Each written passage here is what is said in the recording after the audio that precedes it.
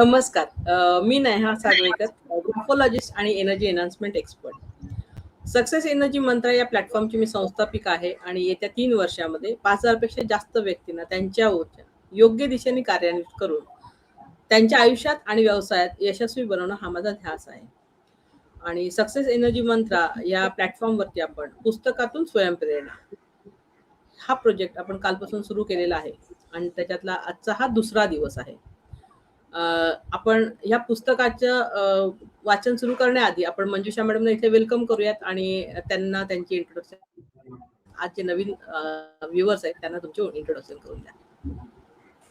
नमस्कार, मी मंजुषा केळकर आणि मी career counsellor आहे, पण मी सगळ्या एरियामध्ये म्हणजे मिड लाईफ करिअर काउन्सिलिंग किंवा ज्या ज्या एजमध्ये प्रोफिशियंटली आपल्याला डिसिजन घ्यायला लागतं आणि आपलं जे ट्रान्झिशन असतं त्या ट्रान्झिशन फेजमधनं ट्रान्सफॉर्मेशन फेजमध्ये जाऊन इव्हॉल्व्ह कसं होता येईल हे सांगण्याकडे माझा ध्यास असतो. कारण आपल्याकडे एक स्पार्क असला ना तरी त्याला आपण म्हणू की इग्नाइट स्पार्क आला, आपल्याला एक काहीतरी करायचंय, so that is spark. After that एक आपल्याकडे ट्रान्झिशन फेज येतो की आता या फेजमधनं त्या फेजमध्ये जाऊ की नाही, स्पार्क तर आलाय पण आता काय करू. तो फेज असा खूप कमी कसा करता येईल आपल्याला ह्याच्याकडे माझं जास्त लक्ष असतं आणि त्याच्यानंतर मग आपण एका ट्रान्सफॉर्मेशन फेजमध्ये जातो. त्या ट्रान्सफॉर्मेशन फेजमध्ये सेटल झाल्यानंतर आपण इव्हॉल्व्ह होतो. ही लाईफची पण प्रोसेस आणि जगात कुठलीही गोष्ट जरी घेतली ना तर तिला या प्रोसेसमधनं जायला लागतं. अगदी साधं अंड्याचं फलित जरी चिकन मध्ये होणार असलं तरी प्रोसेस हीच फॉलो होते. आणि yes, so that's what I do and I love doing it. Great. So आपण आपली पीपीटी कडे जाऊयात आणि दुसऱ्या दिवसाच्या सेशनकडे आपण जाऊयात. तर पुस्तकातून स्वयंप्रेरणा, तर हे आपण का घेतलं, तर आज आपण गुड, बेटर किंवा बेस्ट या पोझिशनला आहोत. म्हणजे त्यापेक्षा आपल्याला बियॉन्ड द बेस्ट जायचं असेल तर आपल्यामध्ये सतत प्रगती करत राहणं गरजेचं आहे, सतत अपडेशन करत राहणं गरजेचं आहे. आणि ह्याच्यामध्ये पुस्तक हा जो स्रोत आहे ना, हा खूप चांगला स्रोत आहे, ज्याच्यातून आपल्याला ज्ञान मिळतं आणि आपल्या आयुष्यामध्ये आपण बदल घडवून आणू शकतो. आणि असंच एक पुस्तक म्हणजे स्टार्ट विथ वाय या पुस्तक जे आहे आपण पहिलं घेतलेलं आहे. त्याच्यातलं काल आपण त्याची सुरुवात केलेली आहे आणि आज त्याचा दुसरा भाग आहे. सो सायमन सिनेक, आपण काल पाहिलं की सायमन सिनेक एक एजन्सीमध्ये जॉब करायचे आणि त्यांचा का हे शोधण्यासाठी त्यांनी सुरुवात केली आणि ते एक मोटिवेशनल स्पीकर झाले. आणि त्यांचा का शोधता त्यांनी जगातल्या ज्यांनी महानतम काम केलेलं आहे, ज्यांनी उच्च कोटीचं काम केलं, भव्य दिव्य काम केलंय, त्या प्रत्येक व्यक्तीचा इतिहास त्यांनी पाहिला, त्यांच्यासोबत बोलले आणि त्याच्यानंतर त्यांना कळलं की ह्याच्यात जो कॉमन भाग जो आहे तो म्हणजे प्रत्येकाला का सापडलेला आहे. आणि त्याच्यातून ह्या स्टार्ट विथ व्हाय या पुस्तकाची निर्मिती झालेली आहे. आणि याच मध्ये त्यांनी काल आपण बघितलं राईट ब्रदर्स आणि सॅम्युअल यांचं उदाहरण आपण पाहिलेलं. आज आपण इथे ऍपल या कंपनीचं उदाहरण घेणार आहोत. तर स्टीव्ह वॉझनियाक आणि स्टीव्ह जॉब्स हे दोन एकत्र येऊन ऍपल कंपनी बनवलेली आहे. पण वॉझनियाक यांना काय सापडलेला, म्हणजे त्यांनी पर्सनल कॉम्प्युटर सगळ्यात आधी बनवला आणि 21 वर्षीय स्टीव्ह जॉब जे आहेत त्यांना भव्य दिव्य असं काहीतरी आयुष्यात करून दाखवायचं होतं. म्हणजेच काय, तर स्टीव्ह जॉबला त्यांचा का सापडला होता आणि वॉझनियाक यांच्याकडे काय हा खूप स्ट्रॉंग होता.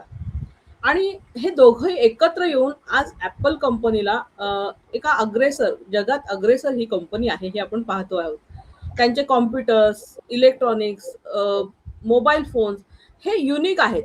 आणि ते काय म्हणतात, तर आम्ही प्रोडक्ट विकत नाही, ते म्हणतात की आम्ही प्रोडक्ट सोबत लाईफस्टाईल देतो.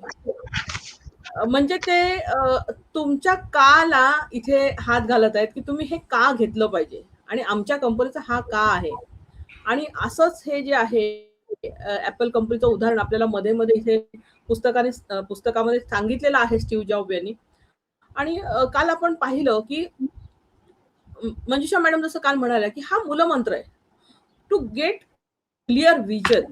आणि गेट क्लिअर विजन न थांबता ते जे आहे ते गोलच्या स्वरूपात असलं पाहिजे. तुमचा गोल जो आहे त्याच्या स्वरूपात असलं पाहिजे आणि त्यासाठी एक कॉज ऑफ ऍक्शन जी आहे ती खूप महत्वाची आहे. आणि ह्याच पहिल्या मुद्द्याला धरून पहिले 2 चॅप्टर्स आहेत. त्याच्यातले काल आपण एक चॅप्टर पाहिला आणि आज त्याच्यातला एक दुसरा चॅप्टर आहे. तो म्हणजे अल्टरनेटिव्ह पर्स्पेक्टिव्ह. म्हणजे काल आपण पाहिलं, की अझ्युम करून चालत नाही. गोष्टी अझ्युम करून होत नाही आणि प्रत्येक वेळेस तीर निशाण्यावर लागेलच असं नाहीये आणि त्याच्यातनं काय गोंधळ होतो, हा सगळा काल मंजुषा मॅडमनी सांगितलेलं आहे. त्याच्यानंतर मॅनिप्युलेशन आणि इन्स्पिरेशन याविषयी सुद्धा आपण काल डिस्कस केलेला आहे. आणि ज्यांनी कालचा व्हिडिओ बघितला नसेल त्यांनी सक्सेस एनर्जी मंत्राला तो अवेलेबल आहे, तो जाऊन नक्की पाहावा, मी अशी रिक्वेस्ट करते. आणि हे 6च्या 6 भाग बघून जे लोकं रिप्लाय देतील आणि त्याच्यातनं त्यांनी काय प्रेरणा घेतली हे जर सांगितलं, तर त्यांना आपण ही पी-पी-टी जी बनवलेली आहे ती आणि एक स्टार्ट विथ व्हायची इंग्लिश पी-डी-एफ आपण देणार आहोत तुमच्या ईमेल आयडीला. सो स्टे ट्यून आणि hand over to Manjusha madam. Madam yes. कसं आहे ना, आपण काल जिथे संपवलं, आपण जो लूप सोडला, ओपन एंडेड लूप म्हणते याला, की म्हणजे पुस्तक सुद्धा अशाच ढंगाने आपल्याला घेऊन जातं, की ते प्रत्येक वेळेस एक ओपन एंडेड लूप सोडतं आपल्यासाठी आणि आपल्याला कुठेतरी विचार भाग करायला पाडण्याची प्रवृत्ती निर्माण करतं किंवा लेखकाचा असा उद्देश आहे, की आपण ह्या दृष्टीने विचार करावा. तर काल त्यांनी आपल्याला कुठे सोडून दिलं? तर अल्टरनेटिव्ह काय आहे? So what's the alternative? असा त्यांनी प्रश्न विचारला काल आपल्याला. कालच्या भागाच्या संपता त्यांनी हा प्रश्न विचारला होता आपल्याला. आता त्याचं उत्तर आजच्या भागामध्ये आपल्याला काय मिळतं, की it's inspiration rather than manipulation. आपण काल मॅनिप्युलेशनची डेफिनेशन बघितली आणि आज आपण इन्स्पिरेशन कडे वळणार आहोत. आता इन्स्पिरेशन प्रत्येक एरियात वर्क करतं. म्हणजे good leaders inspire, good teachers inspire, they don't teach, they inspire you. हे जेव्हा आपण वाक्य उच्चारतो तेव्हा इन्स्पिरेशनचा अर्थ आपल्याला कळतो. कारण आपण काल मॅनिप्युलेशनच्या खूप साऱ्या कॅरेक्टरिस्टिक बघितल्या, कधी फिअर आहे, कधी पिअर प्रेशर आहे. हे सगळं आपण मॅनिप्युलेशनच्या टॅक्टिक्स बघितल्या रादर ज्या मार्केटमध्ये अवेलेबल आहे. मार्केटच कशाला, आपण घरात सुद्धा आपल्या मुलांबरोबर या सगळ्या टॅक्टिक्स वापरतो मॅनिप्युलेशनच्या. So instead of manipulation, then what is the alternative to manipulation? Is manipulation good? No, not always. Why? Because it won't give you long-term success. ते तुम्हाला शॉर्ट टर्म सक्सेस नक्कीच देणार आहे. तुम्हाला आज फार छान वाटेल, की अरे वा, माझा आजचा गोल अचीव्ह झाला किंवा मला फार छान वाटलं किंवा मला हा सेल्स टार्गेट अचीव्ह झाला. पण तो सक्सेस जो आहे जो तर लॉंग टर्म टिकवून ठेवायचा असेल तर मॅनिप्युलेशन वर्क करत नाही, तिथे इन्स्पिरेशन. आणि म्हणून कालच्या प्रश्नाचं आजचं उत्तर आहे, की it is inspiration rather than manipulation. तर हे अंडरलाईन वाक्य आहे आपल्या वहीत लिहून ठेवण्यासारखं. आणि जेव्हा केव्हा आपण कुणाही बरोबर बोलत असू तेव्हा आपल्याला, आता आपण काय म्हटलं काल, की आपल्या वयापासून पण आपल्याला सुरुवात करायला पाहिजे. बिझनेस तर करायचाच आहे, पण त्याच्यासाठी स्वतःला पण ओळखणं तेवढंच इम्पॉर्टंट आहे. तर त्याच्यासाठी प्रत्येक वेळेस जेव्हा आपण मॅनिप्युलेटिव्ह वागतोय की नाही याची चेकलिस्ट आपण केली पाहिजे स्वतःबरोबर. आपण काल जे बघितलं हे मी का सांगते वारंवार, कारण कालच्या पीपीटीचं जाऊन बघा, कालच्या एपिसोडला जाऊन बघा. आपण पीपीटी मध्ये दिलेले मॅनिप्युलेशनच्या कॅरेक्टरिस्टिक, फिअर, पिअर प्रेशर, हे सगळं आपण दिलेलं आहे. तर त्याच्यापैकी आपण आत्ता कशाचा वापर करतोय हा नेहमी आपण पडताळून बघितलं पाहिजे. म्हणजे आपल्याला काय समजेल, की आपण मॅनिप्युलेशन मध्ये ड्राईव्ह होतोय, मॅनिप्युलेशन मुळे ड्राईव्ह येतोय आपल्याला, का आपल्याला इन्स्पिरेशन मुळे ड्राईव्ह येतो. आणि जर मॅनिप्युलेशन मुळे ड्राईव्ह येत असेल, कोणीतरी आपल्याला मॅनिप्युलेट करतंय, स्वतःची मतं पटवून देतंय, असं करत असेल, तर आपल्याला जे मिळणार आहे ते शॉर्ट टर्म आहे.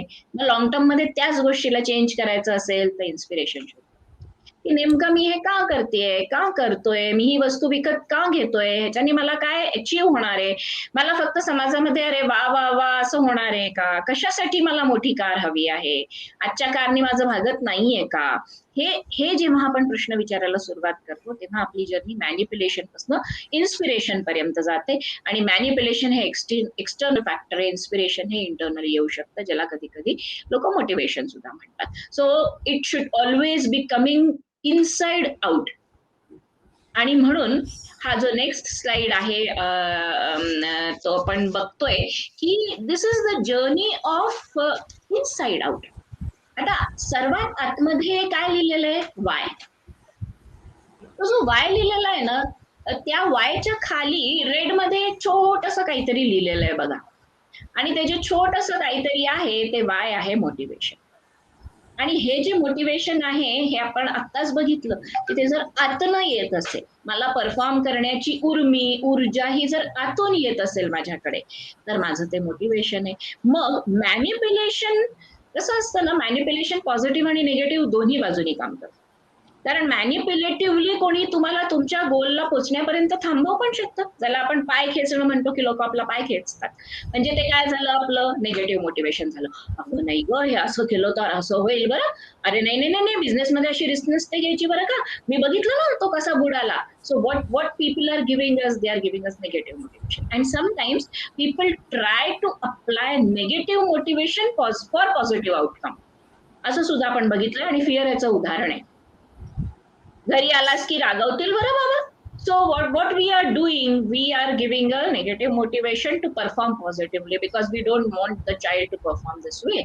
So it works both the ways and we have to understand that, and therefore वायच्या खाली मोटिवेशन लिहिलेलं आहे. आणि वायच्या खाली जेव्हा आपण मोटिवेशन लिहितो तेव्हा या ब्लॅक पट्टीमध्ये आपण काय दिलंय की वाय काय आहे, मोटिवेशन आहे म्हणजेच तुमचा पर्पज आहे लाईफ.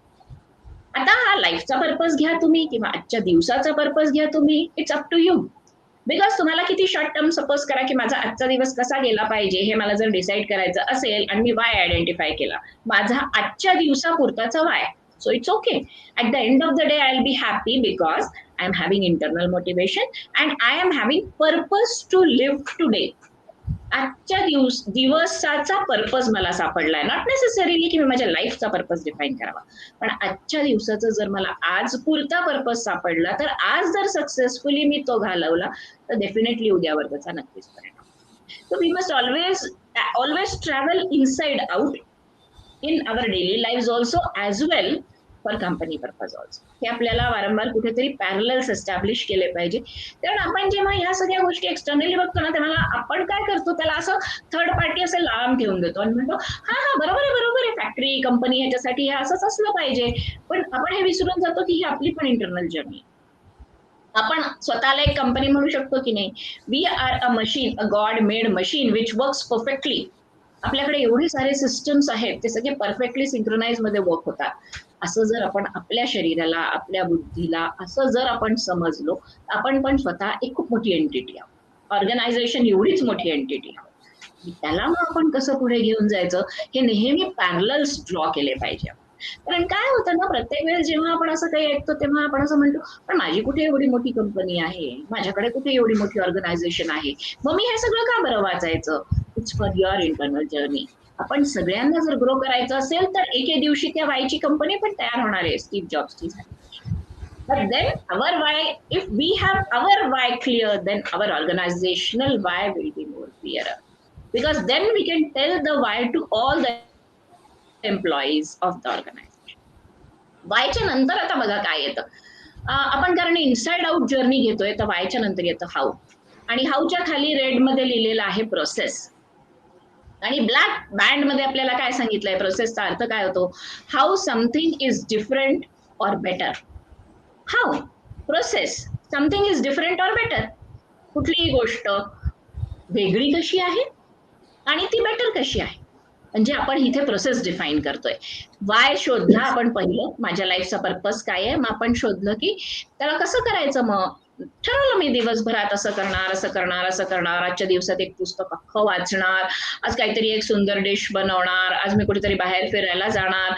मग जेव्हा तुम्ही हाऊ लिहायला बसताना तेव्हा तुम्हाला कळतं की हे तिन्ही गोष्टी आजच्या दिवसात शक्य नाहीये, एवढा वेळ नाहीये तुमच्याकडे, तुम्ही मल्टीटास्किंग नाही करू शकत एवढी की या तिन्ही गोष्टी एकाबरोबर एक साध्य होतील. Then you define the processes, but how it should be done. My why is clear now, but how it should be done, how it should be taken forward. मग how something is different or better. तर मग हे दोन्ही अंगाने आपण एक तर process identification पण म्हणू शकतो ह्याला, आणि दुसरं की how it is something is different or better. Next आहे आपलं प्रोडक्ट, वॉट. आपण जे तिसरा सर्कल घेतला दॅट इज वॉट, आणि हा जो वॉट आहे हा आहे आपला प्रोडक्ट.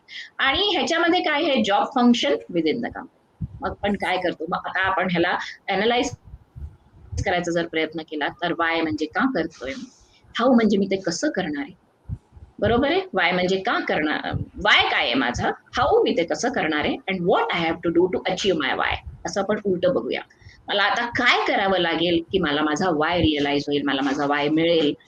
मग एका ऑर्गनायझेशनच्या बाबतीत जर आपण म्हटलं, तर मग कंपनीच्या आतमध्ये माझं जॉब फंक्शन काय असेल, किंवा कोणाही व्यक्तीला मी जॉब रोल काय देणार, जॉब प्रोफाईल काय देणार, ती प्रोसेस कशी असणार आहे आणि ती वेगळ्या पद्धतीने आपण कशी करणार आहोत. आणि त्या गोष्टीला करण्यासाठी प्रत्येक एम्प्लॉईचं इंटरनल मोटिवेशन किंवा पर्पज माहित आहे. हे जर आपण अशा प्रकाराने अनालॉगस हा गोल्डन सर्कल बघितला, तर हा इम्बाईब करून ठेवायची गोष्ट आहे आपल्या लाईफ लॉंग लर्निंगसाठी. प्रत्येक वेळेस, प्रत्येक स्टेपमध्ये हे 3 प्रश्न स्वतःला विचार. आणि जर ते विचारले ना, तर आपली प्रत्येक ऍक्टिव्हिटी जी आपण इधर इनसाइड करणार आहोत ऑर आउटसाइड करणार आहोत, त्या सगळ्यांची प्रश्न ऑलमोस्ट आपल्याला मिळू शकतात, provided we search for it. बरेचदा आपल्याला स्वतःबरोबर बसायला वेळ मिळत. बरोबर. Yes, yes. नाव आता या स्लाइड मध्ये जे हेडिंग सांगते ना, ते काय सांगते, इट्स अ गोल्डन सर्कल आणि ह्युमन ब्रेन ह्याचे आपण पॅरलल्स ड्रॉ करायचा प्रयत्न केलाय. And this is not a opinion, it is biology. म्हणजे त्यांनी असं काय म्हटलंय की हे आम्ही फक्त माझं मत आहे वगैरे असं समजू नका. कारण काय होतं, बरेचदा जेव्हा आपण परदेशी ऑथर्सची पुस्तकं बघतो ना, तेव्हा they say that it's not a hypothesis, I have got a proof for it, and therefore it's a rule, and for that I am giving you evidences. आता मग ते एव्हिडन्स काय द्यायचा प्रयत्न करतात आपल्याला, की त्यांनी 2 पॅरलल सर्कल्स ड्रॉ केले आपल्या समोर, आणि त्या 2 पॅरलल सर्कल्स मध्ये पहिला तो जो आहे तो गोल्डन सर्कल आहे. आणि त्या गोल्डन सर्कलला आपण आत्ताच बघितलं की वाय हाऊ व्हॉटचा सर्कल आहे. आणि दुसरा जो सर्कल आहे तो आपल्या ब्रेनचा म्हणजे असं आपण सपोज ब्रेन घेतला आणि त्याचा क्रॉस सेक्शन काढला, तर सर्वात आतल्या भागामध्ये आपल्याला लिंबिक ब्रेन दिसणार आहे, कारण ब्रेन 3 लेयर्स मध्ये असते. आणि त्या 3 लेअर पैकी पहिली आणि दुसरी लेअर ही लिंबिक ब्रेनची असते. आणि जी आउटर निओकॉर्टेक्सचा जो ब्रेनचा पोर्शन असतो ना, म्हणजे आपण सगळे बायोलॉजीमध्ये जे शिकतो तेच फक्त मी वेगळ्या टर्मिनॉलॉजीमध्ये आपण इथे बघतोय की ह्याला आपण अॅनालॉगस कसं ड्रॉ करणार आहे ह्याच्यामध्ये. आपला जो सर्वात आतला, सपोज आपण क्रॉस सेक्शन घेतला, तर सर्वात आतला जो लिंबिक ब्रेन आहे तो 2 सर्कल्सचा मिळून, जो फर्स्ट आणि सेकंड सर्कलचा मिळून लिंबिक ब्रेन आहे. आणि आउटर ब्रेन जो आहे हा निओकॉर्टेक्सचा ब्रेन.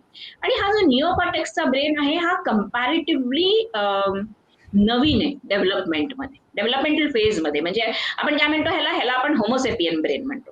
होमोसेपियन म्हणजे आपलं बायोलॉजिकल स्पीशीजचं नाव, मनुष्य प्राण्याला होमोसेपियन म्हणतो आपण. जसं आपल्याकडे जास्वंदाच्या फुलाला बॉटॅनिकल नेम म्हटलं तर hibiscus rosa sinensis, so that is our botanical or the species name. Similarly we human beings are called as homo sapiens in zoological terms. Because जरी आपण स्वतःला मनुष्य वगैरे म्हणत असलो तरी we say that we are animals basically. 2 हात आहे, 2 पाय, फक्त आपला स्पाइन इरेक्ट झाला. So when we draw the parallels, आता हा जो आतला लिंबिक ब्रेन आहे ना आपला, हा लिंबिक ब्रेन फीलिंग लेवलला ऑपरेट होतो. कंपॅरेटिव्हली हा जो मॅमेलियन ब्रेन आहे, निओकॉर्टेक्स जी आउटर लेअर आहे, तो अनालिटिकल आहे, तो लॉजिकल आहे, त्याला फॅक्ट्स अँड फिगर्स समजतात. आणि आता जर आपण कुठल्याही कंपनीचं, इथे वारंवार ऍपलचं जे उदाहरण दिलंय ते I request everyone to go and read it in the book or the PDF, because it's an interesting example. But I won't deal this diagram with respect to Apple only, because that's not the motto of discussion today. We always have to think outside the not outside the book, analogous to the book. आपल्या day to day ऍक्टिव्हिटीमध्ये आपण ह्याचा usage कसा करणार आहोत या पुस्तकाचा. ऍपलने कसा केला, नाही तर मग काय होईल माहिती का, की अच्छा ऍपलने असं केलं का, so we will just delete it. असं नाहीये. ते ऍपलने जे केलं त्याच्या एक्झाम्पलद्वारे ते आपल्याला हे समजवण्याचा प्रयत्न करतात की ही फॅक्ट आहे. आता हे आपण बघितलं. आता वॉट आपल्या गोल्डन सर्कल, ह्याला जो आपण गोल्डन सर्कल म्हणतो, ह्याचाच एक खूप सुंदर गोल्डन रेशो नावाचं मॅथमॅटिकल इक्वेशन आहे, ते पण आपण कधीतरी बघूयात. But this is what is अॅनालॉगस. आता जेव्हा आपण अॅनालॉगस बघायला वाटतो, व्हॉट कुठल्याही कंपनीचा, कुठल्याही प्रोसेसचा, कुठल्याही दिवसाचा, जेव्हा आपण म्हणतो की व्हॉट आय अचिव्ड, सपोज असा प्रश्न विचारला तर आपण काय म्हणू की आय अचिव्ड, सपोज वॉकिंग गोल असेल, I अचिव्ड 10,000 steps, I walk 10,000 steps. म्हणजे आपण काय घेतलं, फॅक्ट्स आणि फिगर्स. आता फॅक्ट्स आणि फिगर्स अंडरस्टँड करण्याची कॅपॅसिटी कोणाकडे आहे, निओकॉर्टेक्सकडे. कारण निओकॉर्टेक्स हा इव्होल्युशनच्या अँगलने बघितलं तर कंपॅरेटिव्हली नवीन ब्रेन आहे, नवीन डेव्हलपमेंट आहे ही आपल्या बॉडीमध्ये झाली, तर त्याला फॅक्ट्स अँड फिगर्स समजतात. आणि म्हणून त्याला वॉट समजला. आता तुम्ही कुठल्याही कंपनी, जसं डेलचं एक्झाम्पल घेतात आणि ऍपलचं आपल्याला घ्यावं लागेल मे बी कम्पॅरेटिव्ह म्हणून. डेलचं एक्झाम्पल घेतो आपण आणि ऍपलचं एक्झाम्पल घेतो. आता जर डेलनी सपोज करा की आयपॅड लॉन्च करायचं आयपॉड लॉन्च करायचं ठरवलं किंवा त्यांनी फोन लॉन्च करायचं ठरवलं, तर काय होतं, मार्केटमध्ये एक्सेप्टन्स येत नाही. बिकॉज डेलनी स्वतःला वॉटच्या लेबलमध्ये टाकून काय सांगितलंय, वी आर अ कम्प्युटर. तर डेल हा लॅपटॉप किंवा कम्प्युटर्स बरोबरच असोसिएटेड आहे. आपल्या डोक्याचं जे असोसिएशन आहे ना, ते वॉट लेवलवर ऑपरेट होत आहे इथे. का? कारण आपल्याला फॅक्ट्स अँड फिगर्स मधून काय दिसून येत आहे की डेल इज अ कम्प्युटर. तर if Dell tries to launch a different product, acceptance नाही येते त्याला मार्केटमध्ये. वाईल ऍपल सेज, काय म्हणते, I am a status quo company. आता I am a status quo company म्हटल्यानंतर मग ऍपल काही पण लॉन्च करू दे, acceptance येते. because Apple never said that I am a laptop company, I am iPod company, I am a Mac company. Apple never said that. Apple said that I am a status quo company. तुम्ही मला विकत घेतलं म्हणजे त्यांनी काय, they are operating inside out. Dell is operating outside in. म्हणजे आपण निओकॉर्टेक्सला satisfy केलं डेलच्या केसमध्ये आणि आपण लिम्बिकला सॅटिस्फाय केलं ऍपलच्या केसमध्ये. तर आता लिम्बिक ब्रेन आणि निओकॉर्टेक्स या दोघांचा जेव्हा आपल्याकडे संबंध येतो तेव्हा हू विन्स. आता प्रश्न इथे येतो. हे तर समजलं, सगळं फॅक्ट समजलं, अनालॉगी समजली, सगळं समजलं ना, हू विन्स.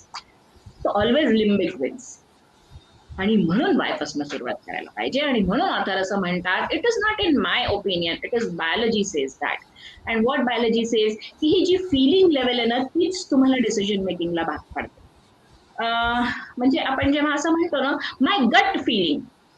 आता ही गट फिलिंग म्हणजे काय, गट इज इंटेस्टाईन.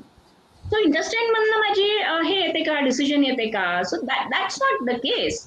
गट फिलिंग म्हणजे माझं लिम्बिक ब्रेन हे फिलिंग लेवलवर ऑपरेट होत आहे. आणि जसंच मी कोणाच्या फिलिंगला टच करते, इथे आम्ही जेव्हा सायकोमेट्रिक वगैरे करतो अनालिसिस, तेव्हा आम्ही काय म्हणतो, you are a heart person, you are a head person.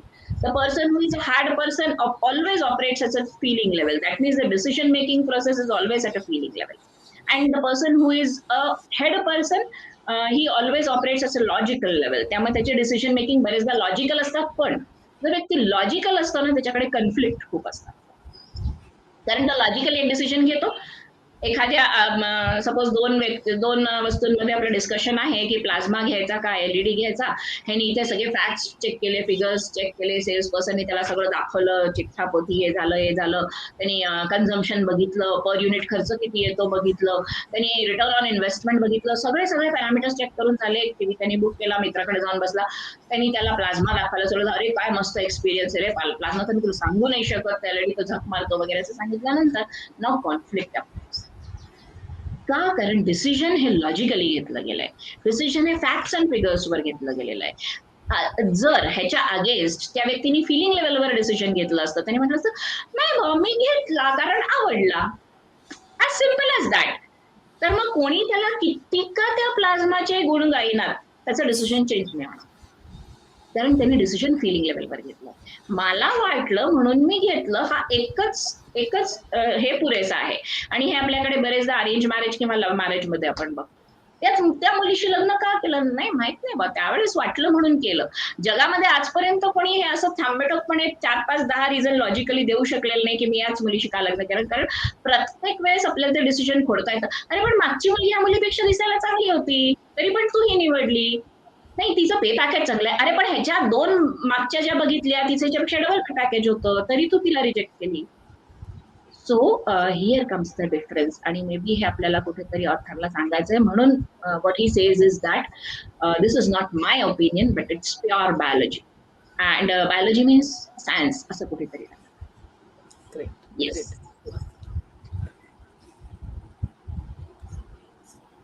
आता clarity, yes, clarity, discipline and consistency या तिन्ही शब्दांचे अर्थ तसे तर आपल्याला माहिती आहेत. पण तरी सुद्धा आपण एकदा असं बघू शकतो की क्लॅरिटी कशाची पाहिजे. तर पहिला पॉइंट आपण जेव्हा घेतला होता तेव्हा आपण जे बघितलं ते जर क्लिअर झालं तरी पुष्कळ आहे. कॉज ऑफ ऍक्शन, गोल आणि विजन हे जरी आपल्याला क्लिअर झालं ना, की हे 3 गोष्टी मला क्लिअर झाल्या आणि मग आपण काय म्हणतोय ह्याच्यातनं डिसिप्लिन. आता डिसिप्लिन म्हणजे काय? खूप मोठा वादाचा मुद्दा आहे. Technically speaking if you ask me that what is the meaning of discipline. Discipline आजकाल किंवा कधीही पण ह्याचे वेगळे वेगळे अर्थ काढले गेले. आता डिसिप्लिन म्हणजे कधी कधी आपल्याला वाटतं ठरवलेल्या गोष्टी ठरवलेल्या वेळावर करणं म्हणजे डिसिप्लिन का? ठरवलेल्या गोष्टी ज्या इंटेन्सिटीनी मी ठरवल्या त्याच इंटेन्सिटीनी करणं म्हणजे डिसिप्लिन का? मग आता क्लॅरिटी कशाची पाहिजे? वायची. परत आपण एक तिसरं असोसिएशन निर्माण करतोय. पहिलं असोसिएशन आपलं दिलं आपण की आपण वाय आणि अनालॉगी आपण ब्रेनची घेतली. म्हणजे आता आपल्या डोक्यात काय क्लॅरिटी आली? वाय आपण कुठून ऑपरेट करतो? वाय आपण लिम्बिक ब्रेन मधनं ऑपरेट करतो. मग त्याच्यानंतर आपल्याला काय कळलं की निओ कॉर्टेक्स हा वॉट साठी रिस्पॉन्सिबल आहे. मग क्लॅरिटी जर वाय मधनं येणार असेल आणि वाय जर लिम्बिक ब्रेन असेल तर मला क्लॅरिटी फिलिंग लेवलला आली पाहिजे. इमोशनल लेवलला माझी क्लॅरिटी असली पाहिजे, लॉजिकल लेवलला नाही. कारण लॉजिकल लेवलची घेतलेली क्लॅरिटी बरेचदा मला दोलायमान परिस्थितीत घेऊन जाते. कारण दुसऱ्या व्यक्तीने तेच फॅक्ट दुसऱ्या प्रकाराने इंटरप्रेट केल्यानंतर बरेचदा मला समजत नाही की मला हे आधी असं कळलं होतं, आता हे असं नवीन कळलंय, म्हणजे मी जो विचार केला तो करेक्ट आहे का, बरोबर आहे का, चूक आहे का, काय. सो ऑलवेज आपली दोलायमान परिस्थिती होण्याची शक्यता असते. सो क्लॅरिटी ऑफ वाय म्हणजे लिम्बिक ब्रेन. लिम्बिक ब्रेन म्हणजे फिलिंग लेवलवरती आपण जातो. आणि limbic brain, feeling level, language अशा कॉम्प्लेक्स इश्यूज आहेत इथे आपल्याकडे. कारण लँग्वेज कुठल्या ब्रेनला समजते? आता चला आपण एक क्वेश्चन टाकूया प्रेक्षकांसाठी. लँग्वेज कुठल्या ब्रेनला समजते हे आपल्याला शोधून काढायचं. की लँग्वेज जी आहे म्हणजे आपण जे शब्द उच्चारण करतो ते शब्दांचं उच्चारण आपण निओकॉर्टेक्स मधनं करतो का आपण लिम्बिक ब्रेन मधनं करतो? कारण मी तुम्हाला सांगितलं की निओकॉर्टेक्स मॅमेलियन ब्रेन आहे. मॅमेलियन ब्रेन कुठल्या लेवलवर ऑपरेट करतं? ते ऑपरेट करतं रॅशनल लेवलवर, अनालिटिकल लेवलवर आणि सो एनिवे उत्तर देऊ का? इथे लँग्वेज लेवल म्हणजे लँग्वेज ही निओकॉर्टेक्सला समजते. म्हणजे काय होतं ना, कधी कधी आपण बघा असं म्हणतो की मला हे असं जे वाटतंय ते मला शब्दांमध्ये नाही मांडता येत. हे असं आपण का म्हणतो? कारण तिथे फिलिंग म्हणजे लिम्बिक ब्रेन आणि लँग्वेज म्हणजे निओकॉर्टेक्स या दोघांच्या मध्ये कम्युनिकेशन व्हायला पाहिजे, तरच माझ्या भावना मला शब्दांमध्ये मांडता येणार आहे. तर ही ही ती कॉम्प्लेक्स सिच्युएशन आहे जी आपल्या आयुष्यात बरेचदा येते की मला हे असं वाटतंय पण मला शब्दात नाही मी मांडू शकत ते काय जे वाटतंय ते जे वाटतंय ते. So these two brains operate at different levels. This I think we must understand. And yes, of course, limbic is feeling level. So what consistency of what? आता ह्याचा अर्थ कन्सिस्टन्सी कोण देणार आहे मला? कन्सिस्टन्सी मला व्हॉट देणार आहे म्हणजे माझा निओकॉर्टेक्स देणार आहे मला. इट्स का? कारण मला त्याला लॉजिकली पटवून द्यावं लागेल, कन्सिस्टन्सी दाखवावी लागेल, प्रयत्नपूर्वक दाखवावी लागेल. कधी कधी ती मला मेकॅनिकल वाटेल, सवय लावायला जसं वेळ लागते, कुठली गोष्ट 21 दिवस 66 दिवस केली म्हणजे त्याची सवय लागते, ती मला कुठून ऑपरेट करावी लागेल, ती मला निओकॉर्टेक्स लेवलवर. कारण निओकॉर्टेक्सला ह्या दोन गोष्टी बरोबर कळतात, त्याला अनालिटिकल रॅशनल वगैरे हे सगळं कळत असतं. तर मग आपण तिथून ऑपरेट करायचं म्हणजे ते हळूहळू सिंक होईल आपल्या लिम्बिक लेवलवरती. आणि जेव्हा आपण लिम्बिक लेवलवरती जाऊ तेव्हा ते फिलिंग आणि इमोशन लेवलवर आलं म्हणजेच ते खरं, म्हणजेच ते आपल्याला सवयी खऱ्या लागल्या असं कुठेतरी मला वाटतं. Yes Neha ma'am. The simple slide, I think, who are, you can have the explanation, Neha ma'am. Who are like us and share our beliefs, make us special. Who are like us, आपल्यासारखेच आपले माइंडसेटचे जे vibrations असतात ते आपण जे प्रस्तुत करतो जेव्हा ती गोष्ट फिलिंग लेवलला जाते, ते जे थॉट्स आपण प्रस्तुत करतो तसेच लोक आपल्याकडे अट्रॅक्ट होतात आणि मग आपल्याला स्पेशल वाटायला लागतं की oh we are something special but we are among them, असे दोन्ही feelings. Yes Neha ma'am. Yes, great. इथे ऍक्च्युली परत एकदा ऍपलचं आपण चित्र लावलेलं आहे. सो वायझॅक आणि स्टीव्ह जॉब हे आपल्यातलेच एक आहेत. त्यांनी आपल्या भावनांना हात घातला. आणि त्यांनी सांगितलं की आम्ही प्रोडक्ट नाही विकत, पण तुमचं स्टेटस जे आहे ना ते आमच्या प्रोडक्ट सोबत जुडलेलं आहे आणि ती व्हायची जादू आपल्यावरती झाली आणि ते आपल्यातलेच असून ते एका अग्रेसर कंपनी म्हणून आपल्या समोर आले ऍपलच्या स्वरूपामध्ये.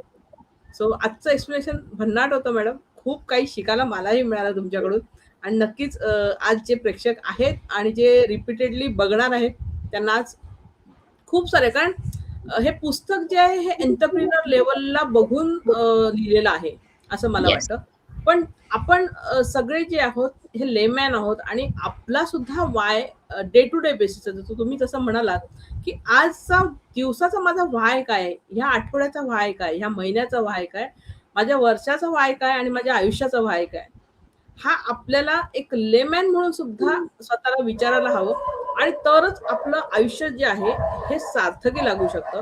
आणि इथे जेही प्रेक्षक बघतायत, आपण खूप काही मोठं भव्य दिव्य करतोय नाही करतोय, पण आपण आपलं आयुष्य जे आहे ना ते आपण नुसतं आलो आणि मरून गेलो त्यासाठी नाहीये. सो आपला व्हाय काय आहे ना तो आपण आता शोधूयात.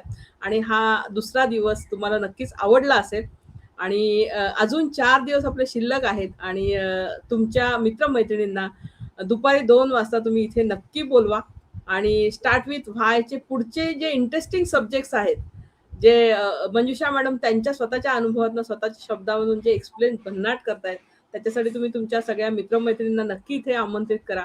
आणि आजचा एपिसोड आपण इथे संपवतो आहोत. धन्यवाद. नमस्कार.